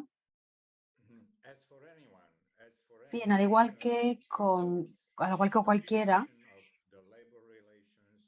por supuesto, la digitalización de las relaciones laborales fue una sorpresa, porque desde el principio hemos visto que estos trabajadores digitales, si los llamamos así, incluso aunque su actividad no sea digital, son prácticamente invisibles para el mercado laboral, para el sistema de seguridad social, en la relación con las autoridades. Inmediatamente hemos visto que esto es un peligro porque el sector está creciendo muy rápidamente, es un sector muy dinámico y todos estos retos son muy peligrosos para este sistema que he mencionado. En Rumanía, lo que puedo decir, desafortunadamente, es que en Rumanía los sindicatos no están prestando mucha atención a estos trabajadores porque todavía estamos teniendo problemas con un gran accidente que sufrimos en 2010. Tras la crisis financiera, el gobierno rumano, presionado por las grandes corporaciones y las instituciones financieras internacionales, decidió desmantelar el mercado de trabajo, modificando la legislación laboral e incluyó en la nueva legislación grandes barreras contra la negociación colectiva. Hoy en Rumanía no podemos negociar, o solo muy poco, a nivel de la empresa. Ya no tenemos convenios colectivos de sectores o nacionales. Por esto, en esta situación, incluso aunque intentemos, no podemos defender a estos trabajadores. Pero lo que me gustaría decirles es que lo que necesitamos en primer lugar para solucionar esta cuestión es la voluntad política. Creemos que falta voluntad política para solucionar el problema de estos trabajadores, porque son visibles, están en la calle, las autoridades los ven, pero las autoridades no están haciendo nada si no reciben presión de sindicatos y de la sociedad. En Rumanía, lo que no ha dicho Delia, pero en Rumanía el gobierno decidió regular la actividad de las empresas de transporte como Uber solo cuando el gobierno se enfrentó a grandes protestas organizadas por empresas de taxis. ¿Por qué empezaron a protestar los taxis? Sacando los coches a la calle, bloqueando las calles. Empezaron a protestar porque pensaron que era una competencia desleal la que planteaba Uber y convencieron al gobierno que regulara el sector. El gobierno lo reguló, pero de una manera que corregía la competencia. Estas empresas intermediarias que tienen contratos con los conductores están obligadas, según la nueva regulación en Rumanía, a pagar lo mismo por licencias, seguros e impuestos sobre beneficios que las empresas de taxis. Pero la ley no dice nada sobre los empleados. Y para Uber, por ejemplo, ni siquiera se consideran empleados porque los intermediarios de Uber en Rumanía están firmando los contratos con los conductores y lo llaman contrato de asociación, no es un contrato laboral. La legislación laboral no aplica. Entonces, estas personas no son consideradas empleados. Por otro lado, desde el punto de vista de la comida a domicilio, tenemos cientos de miles, como ha mostrado Delia. Este año hemos visto un fenómeno muy extraño en Rumanía. A principios de año, el gobierno rumano aprobó una legislación que obligaba a las empresas a pagar las cotizaciones a la seguridad social a nivel de salario mínimo, incluso aunque un empleador dijera, bueno, tengo 2 empleados, cada uno trabaja 2 horas al día. Estos empleadores están obligados a pagar la cotización a la seguridad social como si estas 2 personas estuvieran trabajando un horario de trabajo normal. Esta es la legislación que ha aprobado el gobierno. Lo que hemos visto inmediatamente en Bucarest, por ejemplo, que es una ciudad grande, donde la comida a domicilio está muy desarrollada. Todos los trabajadores rumanos han desaparecido y han sido sustituidos por trabajadores procedentes del sudeste asiático. ¿Por qué los trabajadores rumanos han desaparecido? Porque pagar estas contribuciones a la seguridad social al nivel del salario mínimo, prácticamente trabajando 10 horas al día, el dinero que les queda es tan poco que no pueden vivir. Entonces, no pueden tener un salario mínimo. Por esto, renuncian a trabajar de esta manera y han sido sustituidos por trabajadores que vienen de Filipinas, Bangladesh, Pakistán y están en la calle hoy en Bucarest. Se les puede ver hoy trabajando todos los días y hay decenas de miles trabajando de esta manera, pero queda claro que están trabajando más de 10 horas al día, porque si no, conforme al algoritmo de la plataforma, no puedes tener un salario que te permita vivir ni siquiera en Rumanía, que no es un miembro de la Unión Europea muy desarrollado. Pero el salario mínimo bruto en Rumanía hoy es de 500 euros. Entonces, aparentemente, para estas personas que vienen de esta otra parte del mundo, incluso dinero tan poco, tan pequeño, haciendo un trabajo de este tipo, que como saben no es un trabajo fácil. Bueno, voy a parar aquí, pero no antes de decir que, en mi opinión, la era digital plantea estos retos para el mercado laboral, pero la buena noticia es que lo digital puede ser la solución a este mercado, porque todas las actividades de estas empresas intermediarias que trabajan para plataformas son prácticamente digitales. Es una actividad digital que puede ser rastreada por las autoridades si se aprueba legislación y las autoridades tienen el derecho de supervisar y controlar la actividad de estas empresas. Y a nivel europeo creo que necesitamos una directiva que indique claramente que los Estados miembros deben reconocer el estatus de empleados para estas personas, porque estas personas son trabajadores en realidad, que están trabajando para estas empresas digitales. No tienen este estatus reconocido por nadie. Gracias. Bien, resulta bastante increíble que por un lado tenemos esta ciudad sin ley en lo que respecta a las plataformas digitales y al mismo tiempo hay muchas personas que están trabajando ahí casi sin capacidad para encontrar un espacio para la negociación colectiva, y los sindicatos también están teniendo problemas para proporcionar este espacio para ellos. Quizá ahora vamos a intentar volver a Marcel para que nos dé su perspectiva, porque habéis creado un movimiento, ¿no?, en Oporto. ¿Puedes hablarnos sobre ello? Sim, boa tarde.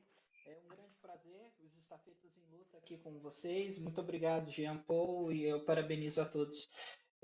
Então, a situação em Portugal é muito grave. Eu falo como... Muchas gracias. Voy a compartir la situación en mi ciudad. Los trabajadores han participado en una serie de protestas contra estas empresas multinacionales. Desafortunadamente, están un poco desorganizadas y Uber trabaja conjuntamente y no proporciona las condiciones laborales que debería proporcionar. ¿Por qué? Porque están esperando para cambios en la legislación en relación con el trabajo digno. Sospechamos que esto es una manera de posponer y no proporcionar las condiciones para que los trabajadores trabajen de manera digna. La cuestión principal ahora es que no tienen un salario. No queremos un contrato. ¿Por qué? Porque va a haber un aumento del riesgo de pago de impuestos, como ha dicho Nuno. Ya se paga un 23%, que es absurdo, porque otros pagan solo un 6%, y también se controla el salario, se controla un horario fijo, y esto es algo que nos preocupa. En esta agenda del trabajo digno, esta agenda es una manera de disfrazar este escándalo. También existen distintas situaciones en las que hemos estado trabajando. Hay accidentes con víctimas, hay personas que mueren y ni siquiera nos responden, no pagan el seguro, no hacen nada. Esto tiene que ver con el hecho de que están trabajando a través de intermediarios.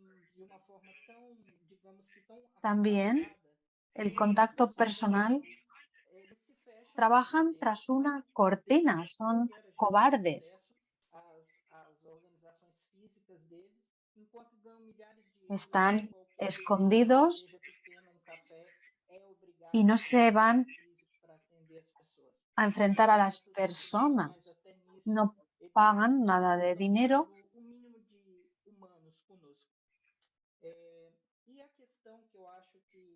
mientras que otros establecimientos que tienen puertas abiertas tienen que enfrentarse a las personas cara a cara. Para abordar este problema, necesitamos tener un debate sobre negociación colectiva.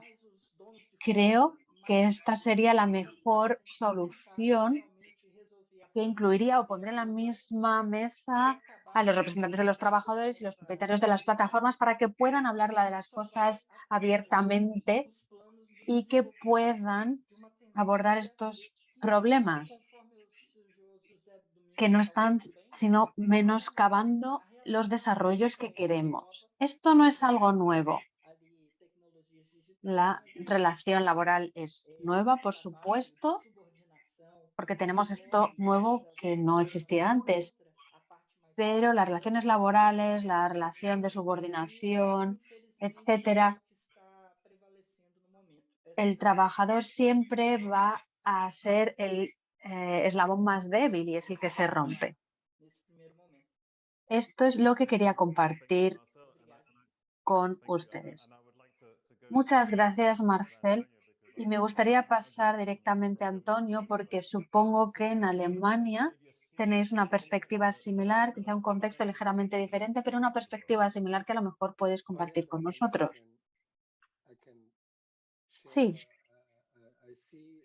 puedo compartir.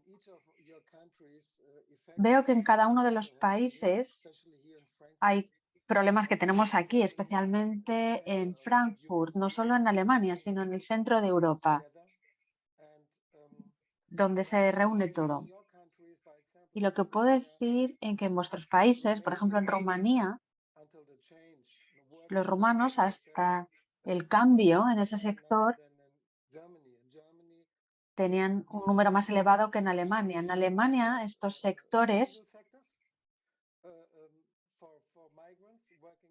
tradicionalmente eran sectores para inmigrantes que trabajaban de manera ilegal. Pero aquí en Alemania los que trabajan en este sector, que trabajan para empresas, mi empresa significa progreso, porque llevan 10, 15, 20 años trabajando en este sector entregando pizzas, pero nuestra empresa fue la primera que les dio un contrato. Y esa también es una perspectiva que se puede tener, porque tenemos una flota muy diversa, desde estudiantes que trabajan con los mini jobs, con pocas horas a la semana, hasta la persona que alimenta a toda su familia. Todos estos grupos son completamente distintos, tienen una perspectiva distinta del trabajo y necesidades distintas. Y lo que yo puedo decir es que hay algo que no estamos viendo. Lo que está pasando en cada uno de los países está pasando desde la crisis financiera en 2008. Y en cada país las multinacionales han adoptado enfoques distintos. En Rumanía han comprado coches para las personas. En Alemania la gente tiene que traer su propio coche si quiere entregar pizza. Yo represento al que va con su bici, pero el 50% de las personas va en coche y esas personas conocen esos trabajos. Somos el mayor sector de renta baja en Alemania. No sé si todo el mundo lo sabe, pero hay una tradición. Tenemos una tradición de explotar a los migrantes. Yo vengo de la generación que vino en los 60 y 70 de España, Portugal, Turquía, etc. Y el debate en Alemania es a un nivel diferente. Desde el punto de vista de los sindicatos, quieren más miembros. Bien. Pero si tenemos más miembros, ¿qué se puede aportar en estas plataformas? Las entregas se envían a empresas con sus propios empleados, pero es mi empresa, que a lo mejor tiene 10.000 personas en horas punta, y digamos que el 10% del negocio son 50.000 personas que trabajan en ese sector y solo 10.000 están cubiertas por los sindicatos. Y eso es algo de lo que hay que hablar aquí en Alemania, aceptar que tenemos un mercado enorme que ya está explotando a los inmigrantes a una gran escala, más allá de nuestros problemas específicos. Sí, me gustaría quedarme en este punto y ver qué pensáis, porque esta cuestión del poder de negociación colectiva es muy importante, pero conforme estáis describiendo, estáis lidiando con una población que básicamente es vulnerable.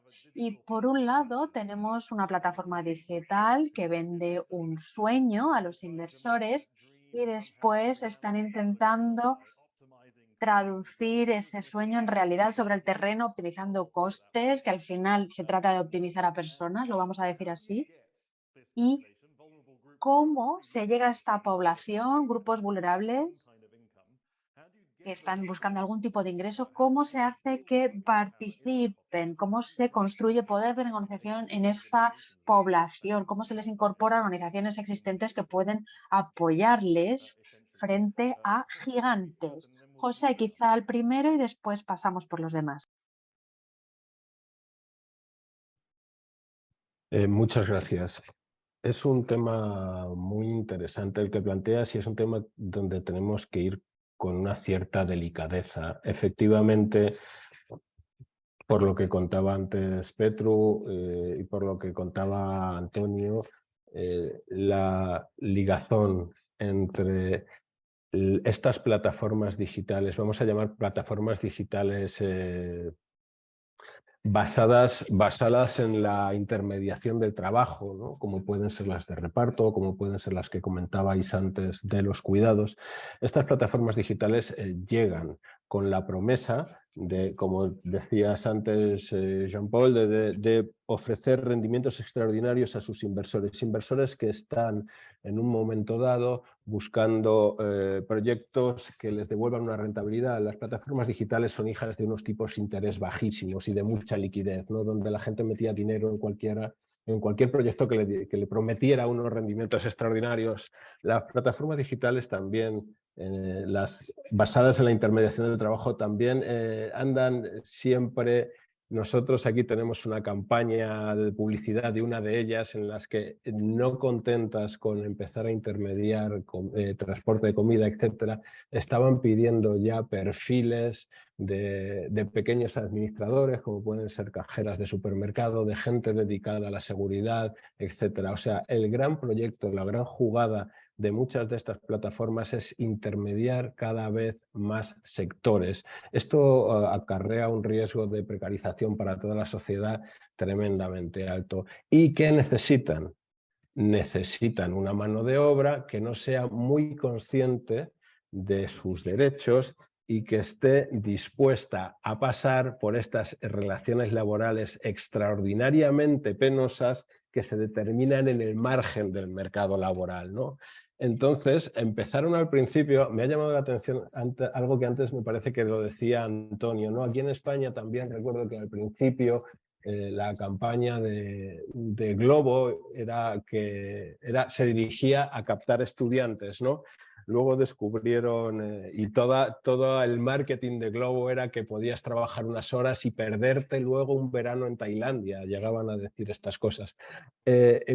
Claro, vieron que no podían dar el servicio que se necesitaba, por ejemplo, en un día, en un sábado por la tarde o algo así, solo con gente que quiere vincularse marginalmente de vez en cuando al trabajo y que necesitaban gente que estuviera allí todo el rato, ¿no? Una jornada completa. Y entonces se abrieron a los inmigrantes. Y ya su marketing empezó a ser no que eran una empresa joven y moderna para que los estudiantes se insertaran en el mercado laboral, sino que, ojo, hacían una labor social empleando a gente de colectivos que si no serían difícilmente empleables.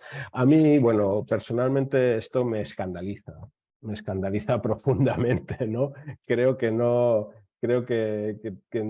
básicamente no debería permitirse. ¿Qué pasa? Que en Europa tenemos un problema grande gestionando la inmigración. Tenemos un problema enorme porque necesitamos inmigrantes, pero no nos gusta reconocerlo. Y entonces habilitamos esta especie de dobles escalas donde pueden venir como refugiados políticos pero no pueden trabajar, donde tienen que esperar hasta no sé cuánto tiempo para tener un permiso de trabajo, donde pueden venir como estudiantes pero luego hay trabas para que pasen de estudiantes a trabajadores porque nos gusta que vengan a las universidades y paguen, pero no que sean. Entonces, bueno, pues lo que se crea es este humus, este sector, este contexto donde realmente estas y otras empresas, las que se basan en el aprovechamiento de mano de obra en condiciones muy precarias, bueno, pues consiguen prosperar. Yo, no obstante, pienso que las plataformas digitales, tal y como están conformadas, al ser hijas de unas condiciones de financiación muy específicas, que ya no están, acabarán, digamos, va a sufrir el sector una reconfiguración y un estrechamiento que afortunadamente parte del problema se resolverá por sí solo. Muchas gracias. A quick reaction from Antonio. Bueno, una pregunta rápida por parte de Antonio, ¿no? Sí, lo que yo quería decir es que en Francia aceptaron ya que alrededor del 30% de las personas que trabajan en la comida a domicilio, en ese tipo de servicios, eran sans papier. Y hablan de eso directamente. Son sin papeles. Y eso en Alemania, por ejemplo, no ocurre oficialmente, pero cuando hablas con la gente en las calles sí hay un mercado para lo que llaman ellos los lock-ins, que son las aplicaciones para las que trabajas. Y esto ya existe, ¿no? Nadie sabe cuáles son las cifras de ninguna de ellas, pero ya existe. Y quizá, Marcel, también tú puedes hacer algún comentario porque tu historia vital representa un poco lo que estamos comentando aquí, ¿no? Exatamente, o problema da caixa preta, né? Dos algoritmos. Eles não abrem a caixa preta, eles Sí, mantêm. es el problema, es la caja de Pandora. Siempre y cuando no la abras no pasa nada, porque todo se queda dentro de ella. Y entonces te enfrentas a este problema. No hay transparencia de ningún tipo.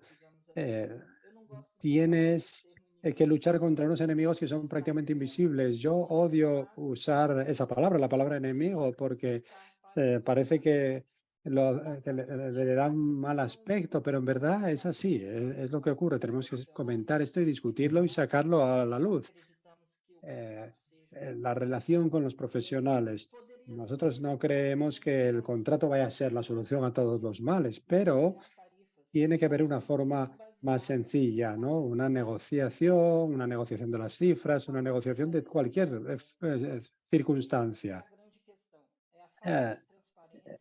¿Cuáles son las demandas y cuáles son las necesidades que hay de estos tipos profesionales? Y hay que abordarlas con transparencia. Y luego, evidentemente, hay que abordar también el problema de los trabajadores que se les paga lo mínimo, ¿no? Que pagan los mínimos contribuciones a la seguridad social y demás, y los empleadores que no quieren superar unas ciertas barreras. Todas estas cuestiones hay que tenerlas en cuenta. Tenemos que aprovechar este momento, este debate y dar un salto hacia adelante para tratar de conseguir la mejor alternativa para todo el mundo. No queremos que las empresas de Portugal se centren solamente en el rendimiento, en la rentabilidad. Y no queremos que ocurra como en Brasil, que, por ejemplo, Uber les exigía que impusieran el contrato. Pero la cuestión es que nosotros no podemos aceptar lo que está ocurriendo ahora mismo, que nosotros simplemente no existimos y somos prescindibles por completo. Sí, y yo creo que esto es algo que Petru mencionó también. Sorry, we have again a slight issue with the interpretation in Portuguese. Okay, I think we're good. Petru mentioned. Ya estamos bien. Petru lo ha mencionado en su primer comentario, pero yo quería llevarlo un poquito más allá, Petru. ¿Qué se puede hacer entonces para abordar este problema de generar poder de negociación colectiva para aquellos grupos que no tengan la sensación de que puedan tener ese poder? Puede que ni siquiera consideren que es importante porque quizás solo ven su puesto de trabajo como un momento temporal en su vida antes de poder pasar a otro puesto de trabajo. Sí, sin duda, eso es cierto, pero viendo lo que ocurre, por ejemplo, en Rumanía, no estamos hablando de estudiantes que quieren ganar un poquito de dinero para el sábado, por ejemplo, ¿no? Estamos hablando de personas que están ganando dinero para poder alimentar a sus familias y por eso la sociedad y los sindicatos tienen que presionar lo suficiente a los gobiernos y a los políticos para regular este sector. La regulación del sector es sencilla, creo yo.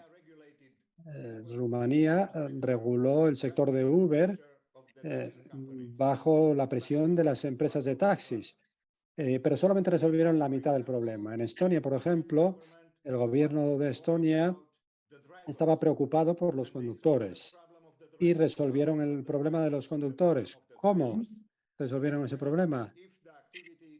Dijeron que si la actividad es digital, obligamos a la empresa a reportar o a informar a los bancos cada vez que pagan ingresos a los conductores. Y el banco es el que automáticamente retiene la contribución a la seguridad social de los taxis y lo pasa al sistema de la seguridad social, al sistema de contribución de los taxis. Y de esa manera la gente está asegurada. Si combinamos la solución rumana, resolver el problema de competencia, obligar a los intermediarios a pagar los seguros, las licencias y todas esas cosas, con la regulación de Estonia que obliga en la práctica a las empresas intermediarias a informar de los ingresos que ellos pagan y permitir que esos ingresos se dividan entre seguridad social y salario, ya tenemos la solución completa, creo yo. Y podemos regularlo. Creo que eso se puede regular de esa manera. Y creo, por eso digo que, en mi opinión, el tema más complicado y el tema que tendríamos que abordar es la directiva europea que obligue a los Estados miembros a reconocer el estatus de empleado de estos trabajadores, de estas personas. Sí, es la segunda vez que mencionas el nivel europeo y había una pregunta en el público relacionada con eso, que es ¿cuál sería el nivel de regulación adecuado? ¿Nacional, global, europeo o incluso a nivel municipal? Dice alguien del público. Habéis mencionado ya 2 veces la directiva que se votará a finales de año en el Parlamento. Pues quizá también nos puedes dar un aspecto de cuál es el aspecto de los múltiples niveles del gobierno en todo esto. Hay gente que dice, ¿por qué no el municipal? Y hay gente que luego dice el nivel europeo. ¿Cuál creéis que es el papel de cada cual?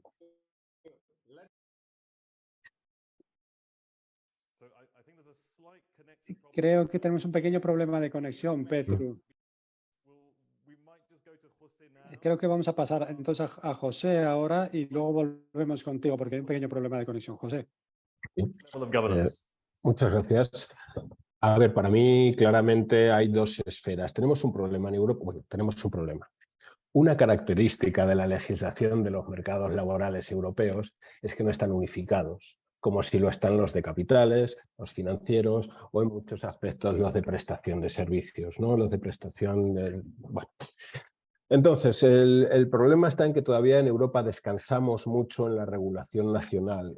Antes Rubén alumbraba la principal diferencia quizá del caso español respecto a los otros 4 países que se encuentran hoy aquí. Y es que, por ejemplo, en la legislación española está muy claro cuando alguien es un autónomo y cuando alguien es un trabajador, porque la ley se establece a nivel indiciario.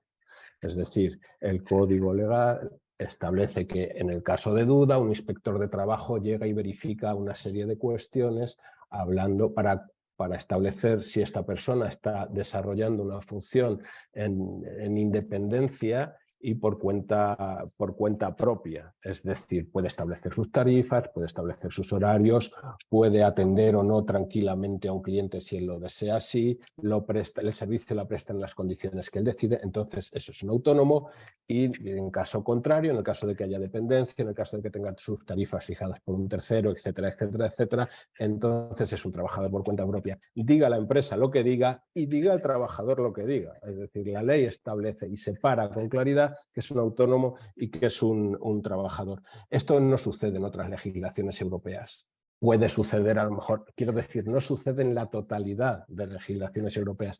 Creo que Italia tiene un sistema parecido al español, pero no querría meterme en un lío en este sentido, ¿no? Evidentemente, cuando en Europa no tenemos unificada unos mínimos de legislación laboral, tiene que haber actuaciones a nivel nacional. Indiscutiblemente esto sería mucho más favorecido si tuviéramos una legislación europea que avanzara allí donde las nacionales no avanzan. Es algo similar a lo que ha sucedido con la directiva de salarios mínimos, ¿no?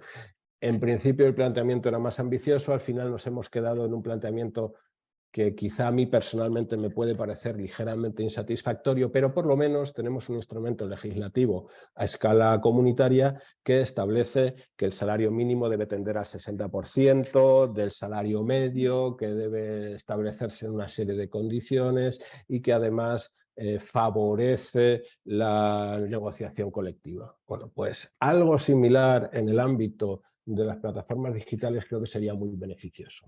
En este sentido, en mi opinión, lo que sería interesante es que las plataformas, la futura directiva de plataformas digitales estableciera esta presunción de laboralidad hasta unos extremos totales, ¿no? Aquí vamos a tener, lo que está sucediendo es que en el seno del Consejo los países intentan debilitar la directiva llevándolo al nivel nacional, pero no para mejorar, me temo, sino para intentar obtener esa pequeña ventaja dentro de mi marco propio, ¿no? Entonces, bueno, yo tengo muy claro, por concluir, que tiene que haber una actuación a dos niveles. Primero, una directiva europea estableciendo con claridad la presunción de laboralidad y otras cuestiones, como por ejemplo puede ser el acceso a los algoritmos, etcétera.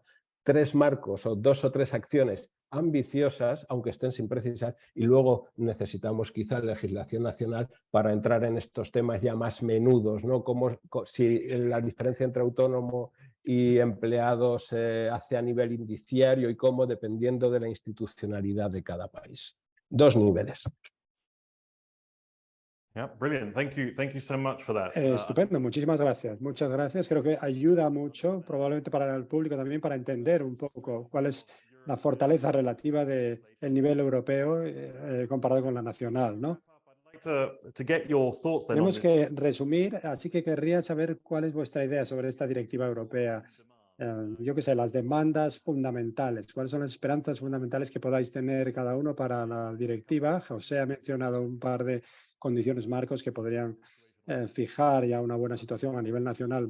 Marcel, ¿cuáles serían tus principales demandas para esa directiva europea?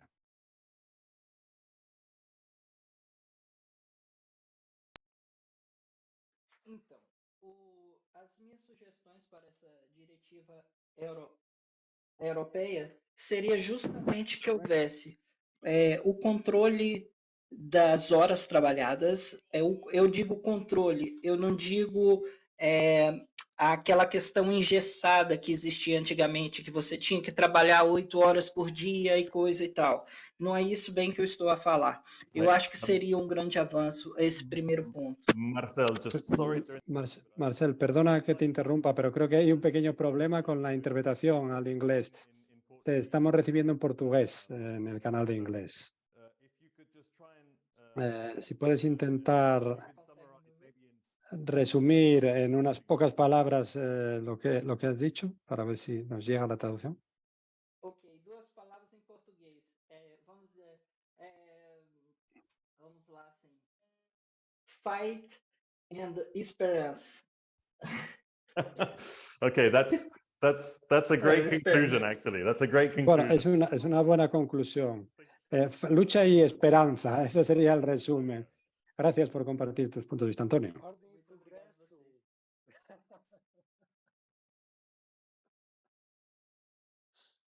Antonio, sorry, I didn't hear. Antonio, perdón, no te he oído. Yo he dicho orden y progreso. Ahora me estáis confundiendo a mí y a los intérpretes también. Pero bueno, bien, sin duda. Gracias, Antonio, por compartir también tu punto de vista. Y Petru, ¿cuáles son tus esperanzas respecto a la directiva europea? Sí, yo creo que necesitamos regular a nivel europeo el reconocimiento del estatus de empleado y todas las demás cosas deberían regularse entonces a nivel nacional, creo yo. Como he dicho, la esperanza es finalmente tener esta legislación en marcha, porque no creo que sea difícil. Si hay voluntad política, creo que podemos hacer seguimiento de la actividad de estas empresas porque todo está digitalizado, o sea que no debería ser difícil. Bueno, pues muchísimas gracias. Gracias por estas breves conclusiones, lucha, esperanza, orden, progreso, y creo que podemos utilizar sin duda las herramientas digitales de la forma adecuada, utilizarlas para mejorar la transparencia y esperemos también que para mejorar las condiciones de trabajo para los trabajadores de plataformas que realmente no son trabajadores de plataformas, sino que son trabajadores que están ahí fuera, en la vida real. No están trabajando en una plataforma, están trabajando en el mundo real. Y yo creo que eso ha quedado muy claro a lo largo de esta discusión.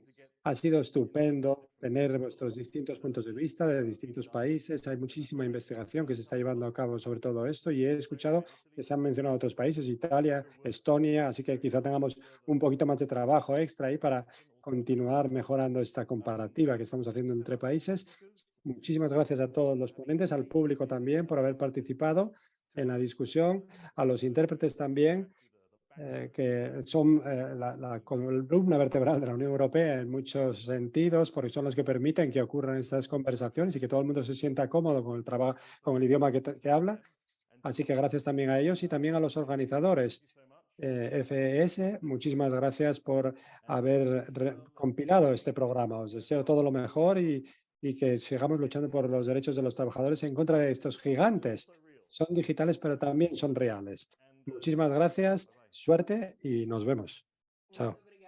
Muchas gracias, Cabina Española. Hasta luego. Gracias.